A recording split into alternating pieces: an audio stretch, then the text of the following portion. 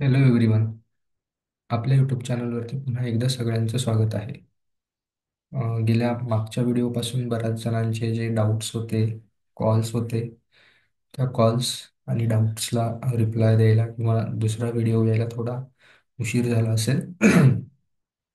But जो main doubt आणि call होता किंवा जे काही कमेंट्स होत्या त्या मला वाटतं त्यावरती व्हिडिओ बनवणं गरजेचं होतं. आणि त्या मेन डाऊट्स आणि कमेंट्स याच्याविषयी होत्या की सर, आता एक्झाम जवळ येतात, मग टेस्ट सिरीज देण्यामध्ये वेळ जास्त जातो. टेस्ट सिरीजमधला स्कोर कधी कधी खूप जास्त येतो, कधी कधी खूप कमी येतो. किंवा अजून एक कॉमन डाऊट, सर टेस्ट सिरीजमध्ये 200 पैकी 160 170 मार्क्स आलेले आहेत मागे, बट ॲक्च्युअल एक्झामला तेवढे मार्क्स येत नाही. किंवा मग टेस्ट सिरीजला कमी मार्क्स यायला लागले की मोटिवेशन डाऊन होतं आणि मग पुढच्या टेस्ट सिरीज देत नाही.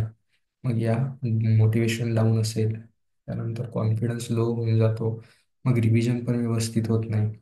सो टेस्ट सिरीज आणि रिव्हिजन हे इफेक्टिव्हली मेंटेन कसं करायचं, याच विषयी आज आपण आजच्या व्हिडिओमध्ये बोलणार आहोत. सो आजच्या व्हिडिओचा जो टॉपिक असणार आहे, हा टॉपिक असणार आहे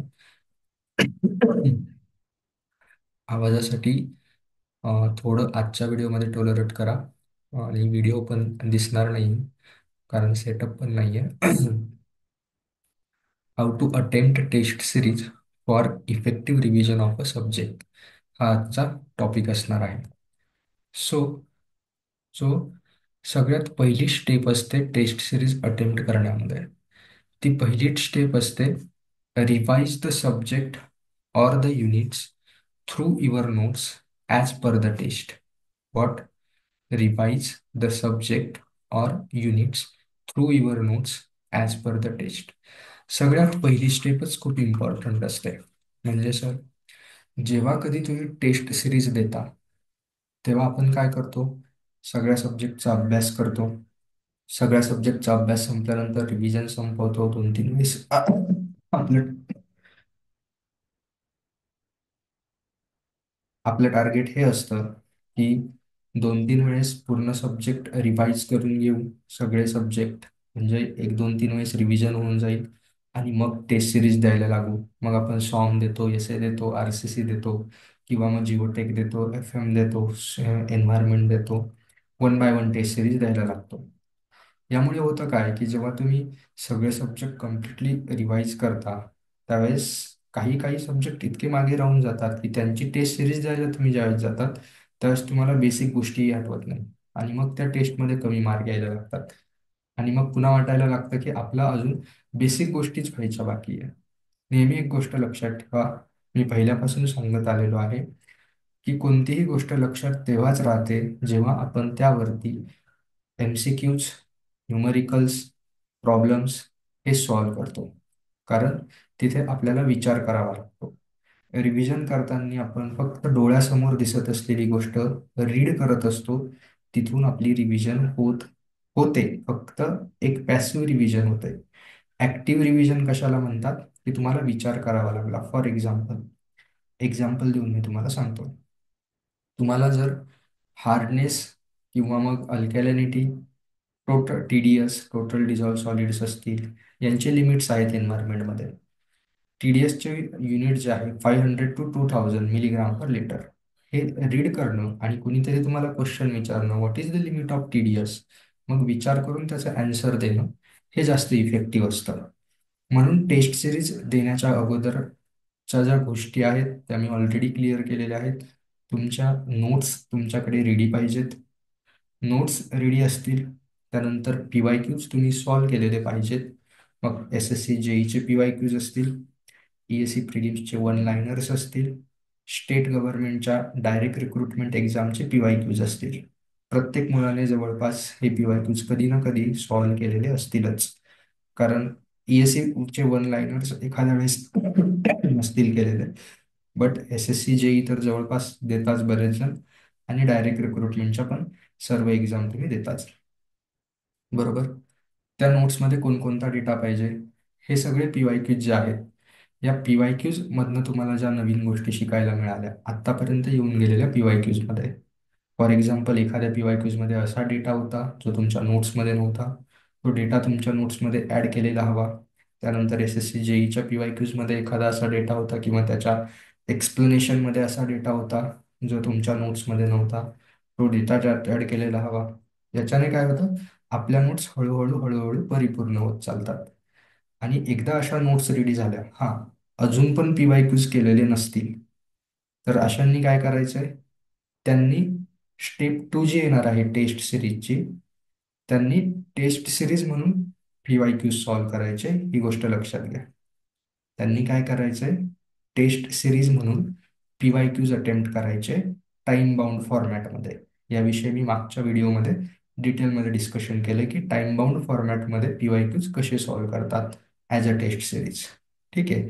आणि मग तिथून जो डेटा तुम्हाला मिळेल तो तुम्हाला नोट्समध्ये ॲड करायचा आहे. सो स्टेप 1, ही गोष्ट महत्वाची आहे, ॲज पर द टेस्ट. इथे सब्जेक्ट म्हटलंय किंवा युनिट्स म्हटलंय, असं का? तुमची टेस्ट सिरीज जर युनिट वाईज असेल, चॅप्टर वाईज असेल, होऊ शकतं ती सब्जेक्ट वाईज आहे, असंही होऊ शकतं ती मिक्स्ड सब्जेक्ट टेस्ट आहे, असंही होऊ शकतं ती फुल लेंथ टेस्ट आहे. अगोदर फुल लेंथ टेस्ट कोणी देणार नाही. सगळेजण अगोदर चॅप्टर वाईज टेस्ट देतील, मग सब्जेक्ट वाईज आणि मग मिक्स्ड सब्जेक्ट टेस्ट. ही चॅप्टर वाईज किंवा युनिट वाईज टेस्ट देत असताना, फॉर एक्झाम्पल तुम्हाला देऊन सांगतो, तुम्ही सॉम घेताय आणि सॉम मधले पहिले 3 युनिट तुम्हाला पहिल्या टेस्टमध्ये विचारले जाणार आहेत. सपोज आपण BMC बद्दल बोलूया. सध्या BMC एक्झाम आहे म्हणून मी BMC बद्दल बोलतोय, but it is not necessary that this is valid for BMC. ही टेस्ट सिरीजचा जो काही पॅटर्न आहे हा तुमच्या सगळ्या एक्झामसाठी अवेलेबल ॲप्लिकेबल असणार आहे. सगळ्या एक्झाम म्हणजे तुमची येणारी WRD JEE असेल किंवा ज्या कोणत्या एक्झाम असतील त्या सगळ्या एक्झामसाठी हे सेम स्टोरी असेल. ठीक आहे. सो सॉम सपोज पहिले 3 युनिट आहे. पहिल्या 3 युनिटवरती तुम्हाला 60 क्वेश्चन आहेत आणि हे 60 क्वेश्चन सपोज 56 मिनिटमध्ये सॉल्व्ह करायचे आणि पहिल्या 3 युनिटवरती ही एक टेस्ट तुमच्याकडे अवेलेबल आहे. हे तुम्हाला माहिती आहे की पहिल्या 3 युनिटवरती आपल्याला टेस्ट द्यायची. आणि जेव्हा आपल्याला माहिती असतं ना की यानंतर आपल्याला टेस्ट द्यायची आहे, तेव्हा जी रिव्हिजन होते ती इफेक्टिव्ह रिव्हिजन होते. तुम्ही ट्राय करून बघा. फक्त सब्जेक्ट रिवाईज करायचा आहे म्हणून रिवाईज करा, आणि रिवाईज केल्यानंतर टेस्ट द्यायची आहे म्हणून सब्जेक्ट रिवाईज करा. दोघांमध्ये फरक तुम्हाला जाणवेल का? कारण ज्यावेळेस आपल्याला माहिती असतं की यानंतर 3 युनिटची टेस्ट द्यायची आहे, त्याला टाइम बाउंड आहे, त्यावेळेस आपण काय करतो, ज्या गोष्टी मिस होणाऱ्या असतात, ज्या आपण वरवर ज्या आपण वरवर वाचतो त्या थोड्या डेप्थमध्ये रीड करायला स्टार्ट करतो. याच्याने काय होतं, डेप्थमध्ये रीड केल्यामुळे, का डेप्थमध्ये रीड करतो? कारण आपल्याला माहिती आहे यावरती आपल्याला टेस्ट द्यायची. प्लस आपण वेळ पण कमी घेतो रीडिंगला. का? जसं एक्झाम उद्या आहे तर आपण एक दिवस आधी जवळपास 4-5-6 सब्जेक्ट रिवाईज करू शकतो. तसं तुम्हाला जर माहिती 3 युनिटची टेस्ट द्यायची आणि ठरवून घ्या की आपल्याला एवढ्या वेळानंतर ही टेस्ट द्यायची आणि आपल्याकडे एवढाच वेळ आहे, जसं काय आपली एक्झामच आहे त्या वेळानंतर, आणि तेवढ्या वेळानंतर जर तुमची एक्झामच आहे असं जर तुम्ही म्हणत असाल, तर तुम्हाला त्या वेळेपर्यंत 3 युनिट तुमचे रिवाईज हे झालेच पाहिजे. आणि ते होतात. रिव्हिजन करताना काय काय येणार? तुमच्या डिटेल नोट्स. नोट्स तुमच्या यूज करायच्या, ज्या काही नोट्स तुम्ही बनवलेल्या आहेत त्या नोट्स. एक्स्ट्रा गोष्टी करत नाही बसायच्या. आत्ता तुम्ही ज्या नोट्स बनवल्या त्या नोट्स, त्या नोट्समध्ये ॲड केलेल्या एक्स्ट्रा गोष्टी कोणत्या? PYQ सॉल्व्ह करताना मिळालेल्या. आत्तापर्यंत तुम्ही जेवढ्या एक्झाम दिल्या त्या एक्झामचं तुम्ही मागेच सांगितलं होतं ॲनालिसिस करा. ॲनालिसिस केल्यानंतर नवीन कोणते टॉपिक्स होते, मग त्या टॉपिकवर रिसर्च करून तुम्ही ॲड ऑन केलेला डेटा, जसं एन्व्हायरमेंटल स्टडीजचं थोडं त्यांनी हे वाढवलं, एरिया वाढवलं, मग एन्व्हायरमेंटल स्टडीजचं ॲनालिसिस करून त्याच्या थोड्या नोट्स जर बनवल्या असतील. सॉम सॉममध्ये न्यूमेरिकल न विचारता, स्ट्रक्चरमध्ये न्यूमेरिकल न विचारता थेअरी विचारायला लागले, मग तुमच्या नोट्समध्ये फक्त फॉर्म्युले फॉर्म्युले असतील, तर कदाचित आत्तापर्यंत तुम्ही तुमच्या नोट्समध्ये थोडी थिअरी ॲड केलेली असेल, ती थिअरी रीड करायची आहे. म्हणजे तुमच्या अपडेटेड नोट्स तुम्हाला रीड करायच्या आहे. अपडेटेड नोट्स रीड करून झाल्या की त्यानंतर किती रीड करायच्या? या 3 युनिटच्या जर रीड करायच्या. सॉरी, या 3 युनिटच्या अपडेटेड नोट्स रीड करायच्या. 3 युनिटच्या अपडेटेड नोट्स रीड केल्यानंतर त्यावरती तुम्हाला 56 मिनिट्समध्ये टेस्ट द्यायची. And this is your step 2. Attempt the test like a exam. काय, तुम्हाला टेस्ट अटेम्प्ट करताना एक्झाम सारखी अटेम्प्ट करायची आहे. म्हणजे जसं सांगितलं, BMC साठी तुम्ही काय करणार, टेक्निकल क्वेश्चनसाठी 60 टेक्निकल क्वेश्चन, 50 मार्क्स. और तुमच्याकडे फुल लेंथ टेस्ट असेल तर 100 क्वेश्चन, 90 मिनिट्स, जी कोणती टेस्ट तुम्ही देणार असाल ती. ठीक आहे. ही तुम्हाला ॲज अ एक्झाम सारखीच द्यायची आहे. भले इथे तुमचे 60 प्रश्न एकाच सब्जेक्टमधले 3 युनिट आहेत, बट असं कन्सिडर करून द्यायचं आहे जणू काही ही माझी एक्झाम आहे. मग एक्झाम जर असेल तर मला 60 क्वेश्चनपैकी इफेक्टिव्हली माझे 45 ते 50 प्रश्न बरोबर आणायचे आहेत. तर मला कोणता क्वेश्चन स्किप करावा लागेल, मला कोणता क्वेश्चन अटेम्प्ट करावा लागेल, याची प्रॅक्टिस आत्तापासून स्टार्ट करायची आहे, फ्रॉम द डे 1, टेस्ट सिरीजच्या पहिल्या दिवसापासून. यामुळे काय होईल की तुम्हाला एक्झामच्या दिवशी बर्डन येणार नाही. जे लेंदी क्वेश्चन आहे बघा, इथे लिहून पण दिलंय, आधीच्या व्हिडिओ ते डिस्कस केलंय.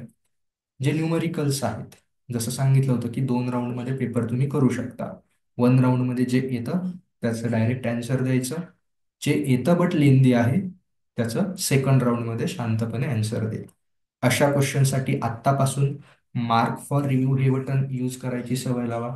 बऱ्याच जणांना एक्झामला गेल्यानंतर कळतं मार्क फॉर रिव्ह्यू बटन पण असतं. याचा यूज काय असतो, तो पर्पल कलरमध्ये येतो, म्हणजे त्याचा मिनिंग काय असतो, मार्क फॉर रिव्ह्यूचे आन्सर काउंट होतात की नाही, टिक केलेलं आहे तरी मार्क फॉर रिव्ह्यू करता येतं, टिक नाही केलं तरी मार्क फॉर रिव्ह्यू करता येतं.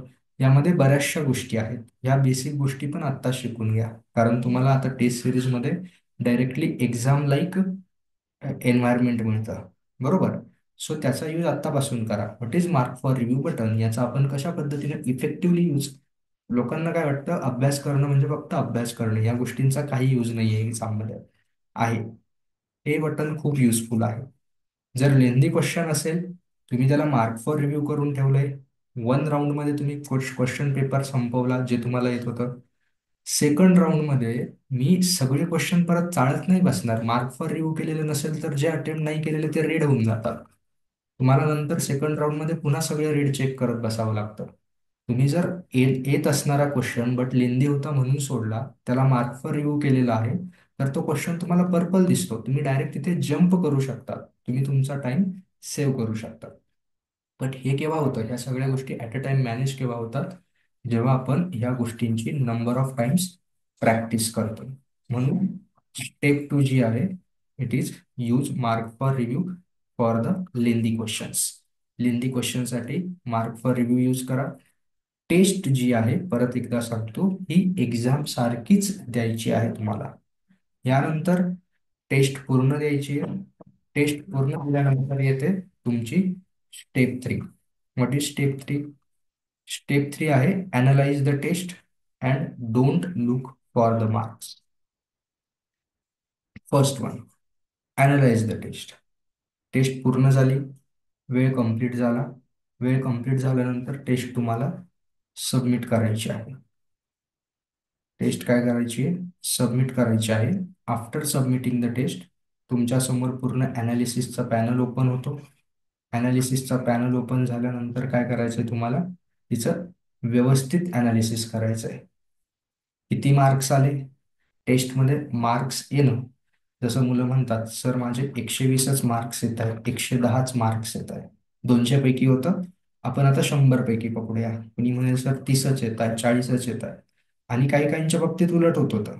मग बऱ्याच जणांचा हा पण अनुभव होता की सर टेस्ट सिरीजला 160 170 मार्क्स येत होते, बट ऍक्च्युअल एक्झामला 120 130 मार्क्स आहे. सर्वात महत्वाची गोष्ट, आपण ज्या पद्धतीचे क्वेश्चन सॉल्व्ह केलेले असतात तसे क्वेश्चन जर टेस्ट सिरीजमध्ये आले तर आपला स्कोर वरती जातो. आपण ज्या पद्धतीचे क्वेश्चन सॉल्व्ह केलेले आहेत तसे क्वेश्चन टेस्ट सिरीजमध्ये जर नाही आले तर आपला स्कोर कमी होतो. हे सिंपल आहे. तुमचे पेपरला मार्क कमी का येतात, कारण आपण जसे प्रश्न सॉल्व्ह केलेले होते तसे प्रश्न पेपरला आले नाही. आणि हेच डिस्कशन आपलं पेपर नंतर पण होतं की सर जे एक्सपेक्टेड होतं ते नाही आलं म्हणून स्कोर कमी आला. टेस्ट सिरीज पण सेम आहे.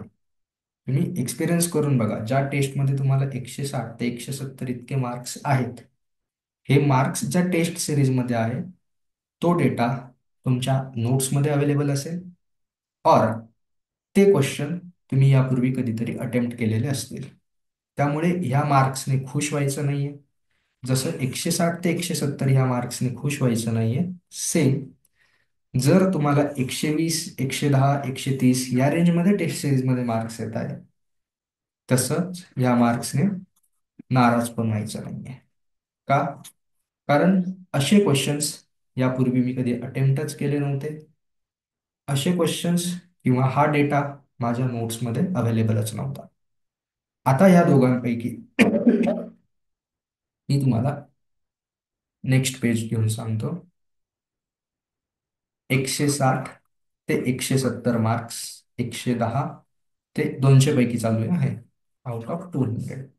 110 ते 120 मार्क्स. याला ज्यांना हे मार्क्स येत आहे आणि ज्यांना हे मार्क्स येत आहे यांनी खुश व्हायचं नाहीये, कारण असे क्वेश्चन तुम्ही कधीतरी सॉल्व्ह केले होते आणि सगळ्या कन्सेप्ट ह्या तुमच्या नोट्समध्ये होत्या. तुम्हाला या नवीन काहीच शिकायला मिळालं नाही.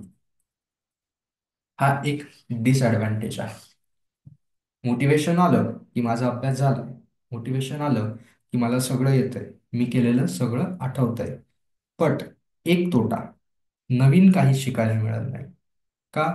कारण पेपर जर फिरला, नवीन क्वेश्चन आले, तर नवीन क्वेश्चनला कन्सेप्ट कशा अप्लाय करायच्या, नवीन डेटा आला तर तो कसा अनालाइज करायचा, हे मला टेस्ट सिरीज मधून शिकायला नाही मिळालं. टेस्ट सिरीज कशासाठी आहे?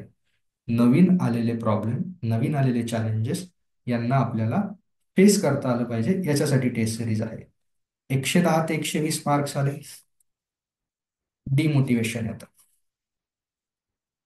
हा तोटा आहे. इथे काय येतं? डिमोटिवेशन येतं की एवढं रीड करूनही एवढेच मार्क्स येत आहे. बट हे इथेच सोडून न देता अनालिसिस जर केलं की उरलेले 90 ते 80 मार्क्स कुठे जात आहेत, तर तुम्हाला 90 ते 80 मार्क्सचं नवीन शिकायला मिळेल. नवीन काय शिकायला मिळेल की सर नवीन आलेल्या क्वेश्चनवरती टॅकल कसं करायचं, फॉर्म्युला येत होता, कन्सेप्ट अप्लाय करायचं जमलं नाही. सर टाइम मॅनेजमेंट जमलं नाही म्हणून स्कोर कमी आला. टाइम मॅनेजमेंट जमलं नाही म्हणजे जसं न्यूमरिकल असेल, लेंदी क्वेश्चन असेल, यावरती जास्त वेळ घालवून दिला आणि त्यामुळे शेवटी घाईघाईमध्ये सोपे सोपे प्रश्न चुकून दिले. सर घाईघाईमध्ये काय झालं, शेवटच्या राऊंडमध्ये पहिल्यांदा बरोबर करत होतो, बट दुसऱ्या राऊंडमध्ये बरेचसे आन्सर चेंज करून दिले. हे का झालं आन्सर चेंज करून दिले? कारण आत्ता आपण पॅटर्न काय डेव्हलप करतोय, जे येतं त्याला ग्रीन करून दिलं. असे क्वेश्चन डबल बघत नाही आपण.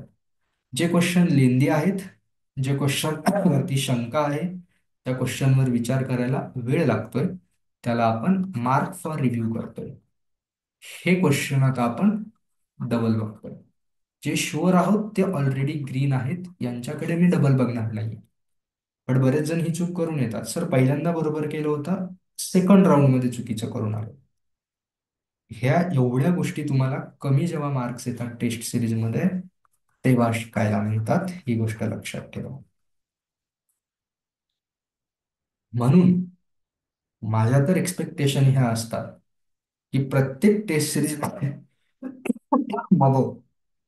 तुमचा स्कोर हा एवढाच यायला पाहिजे, 110 ते 120. कारण टेस्ट सिरीज मध्ये 160 ते 170 मार्क्स घेऊन तुम्ही तुमचं जे प्रिपरेशनचं सर्कल आहे ते बाउंड करून घेताय की माझा अभ्यास झालाय, मला आता जास्त करायची गरज नाहीये. झालाही असेल कदाचित, वेल अँड गुड, मी डिमोटिवेट नाही करत आहे. बट हे एक्झामच्या दिवशी आलं तर व्हेरी गुड. आत्ता कमी येऊ दे ना. आत्ता कमी आल्याने काय होणार आहे? हे एवढे येत असतील तर दुसरी टेस्ट सिरीज जॉईन करा. तिच्यात पण एवढे येत असतील तर व्हेरी गुड. कधी कधी काय होतं, टेस्ट सिरीज वरती पण डिपेंड करतं. तुम्ही टेस्ट सिरीज बदलून बघा. ही एक टेस्ट सिरीज, हिच्यात किती येत आहे? ओके, हिच्यात 160 ते 170 येत आहे. दुसरी टेस्ट सिरीज लावून बघा, तिच्यात किती येत आहे? कधी कधी तिथे स्कोर कमी होऊन जातो, कारण तिथे क्वेश्चन प्रिपेअर करणाऱ्यांवरती पण असतं, बऱ्याच गोष्टी असतात यामध्ये. ठीक आहे. सो इथे तुम्हाला काय शिकायचं आहे अनालिसिस पार्टमध्ये, की टेस्ट सिरीज ही आपल्याला टाइम मॅनेजमेंट, क्वेश्चन कोणते चूज करायचे, कोणते क्वेश्चन स्किप करायचे, पहिल्या राऊंडमध्ये कोणते, मी लिहून देतो हे. टेस्ट सिरीजच्या अनालिसिसमध्ये काय शिकलो, मार्क्स तर वरती आहे, आय विल एक्सेप्ट 110 ते 120 म्हणजे किती झाले तुमचे, हे टेक्निकल नुसार करून घ्या बीएमसी ला. हा, काय शिकायचं आहे आपल्याला टेस्ट सिरीज मधून, टाइम मॅनेजमेंट, हे लिहून घ्या आणि एक पेपरवरती चिपकून ठेवा. प्रत्येक टेस्ट सिरीज झाल्यानंतर ह्या गोष्टी चेक करत चला, की मला टाइम पुरला नाही, किती टाइम कमी पुरला, मग मी टाइम कुठे जास्त, हे पण दिसतं.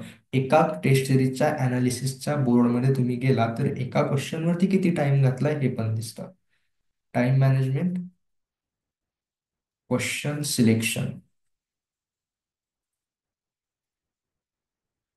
2 राऊंड सिस्टम इफेक्टिव्हली झाली की नाही,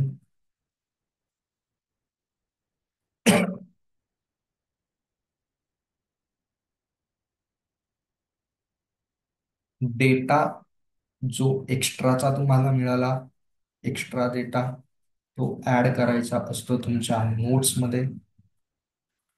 आणि फायनली काय करायचं मग, हा एक्स्ट्रा डेटा तुमच्या नोट्समध्ये ऍड केल्यानंतर एक्झामच्या 4-5 दिवस आधी मात्र फक्त त्या ज्या नोट्स आहेत त्या नोट्समधनं रिव्हिजन करायची. 5 दिवस आधी सगळे सब्जेक्ट नोट्समधनं रिव्हिजन करत असताना नोट्समध्ये काय काय ऍडेड आहे, पीवाय क्यूचा एक्स्ट्रा डेटा ऍड आहे, टेस्ट सिरीजचा एक्स्ट्रा डेटा ऍड आहे. 1-2 दिवस आधी, 2 दिवस आधी एखादी फुल लेंथ टेस्ट ही आपल्या सवयीसाठी पुन्हा एकदा देऊन जायची, ऍक्च्युअल एक्झाम सारखी. जसं बीएमसी आहे तर 90 मिनिटची एक 100 मार्कची टेस्ट सिरीज देऊन मग पेपरला जायचंय. कधी, हे कधी करायचं, एक्झामच्या 2 दिवस आधी. 5 दिवस आधी या तुमच्या नोट्समधनं कम्प्लिटली रिव्हिजन करायची, पूर्णपणे नोट्समधून रिव्हिजन. त्याच्या अगोदरपर्यंत रिव्हिजनच करायची, बट टेस्ट सिरीजच्या थ्रू करायची. ठीक आहे. मार्क्स जेवढे कमी तेवढं तुम्हाला गोष्टी चांगल्या शिकायला मिळतात, आपलं कुठे चुकतंय ते शिकायला मिळतं, नवीन क्वेश्चन टॅकल करण्याची आयडिया येते आणि मोस्ट इम्पॉर्टंट टाइम मॅनेजमेंट शिकायला मिळतं. हे झालं एका 3 युनिटच्या टेस्टचं, त्याचं कम्प्लीट अनालिसिस करून झालं. पुढची टेस्ट बघायची अगोदर, ज्या टेस्ट सिरीज असतात त्यामध्ये मेन्शन असतं की टेस्टमध्ये कोणते सिलेबस आहे, कोणते टॉपिक आहे किंवा कोणते युनिट आहे, ते बघायचं. बघितल्यानंतर ते 3 युनिट रिवाईज करायचे, रिवाईज केले, टेस्ट दिली, अनालिसिस केलं, 6 युनिटची रिव्हिजन संपली. पुन्हा अशी सपोज 3 टेस्ट असतील एका सब्जेक्टवर, एक सब्जेक्ट रिवाईज होईल. नवीन गोष्टी, हे एक महत्वाची गोष्ट, एक्स्ट्रा डेटा ऍड करताना नेहमी रेड पेनने ऍड करा, कारण हा एक्स्ट्रा डेटा आहे, हा तुम्हाला नव्याने बघितला आहे, हा आधी पाठ केलेला नव्हता, पाठ आत्ता पण करायचा नाहीये, बट एक्झामच्या आधी जाताना याच्याकडे काळजीपूर्वक बघून जा, रेड पेनने लिहिलेला आहे म्हणून. म्हणजे रेड पेनने लिहिलेलं तुम्हाला शोधायला सोपा जाईल, रिव्हिजन करायला सोपा जाईल. एक सब्जेक्ट कम्प्लीट झाला, डोळ्याखालून परत एकदा हे रेड पेनने जेवढं लिहिलंय तेवढं लिहून घ्या, बस. एक सब्जेक्ट तुमचा इफेक्टिव्हली रिवाइज होईल, क्वेश्चन सॉल्व्ह होतील, टेस्ट सिरीज देणं होईल आणि रिव्हिजन पण होईल. रिव्हिजन आणि टेस्ट सिरीज दोन वेगवेगळ्या गोष्टी नाही आहे, याला कोलॅबरेट करा आणि तुमचा स्कोअर वाढवा. व्हिडिओ आवडला असेल तर नक्की सगळ्यांसोबत शेअर करा, कमेंटमध्ये तुमचे डाऊट सांगा, लाईक करा, चॅनलला सबस्क्राईब करा. बाकीचं नेक्स्ट व्हिडिओमध्ये. Thank you so much.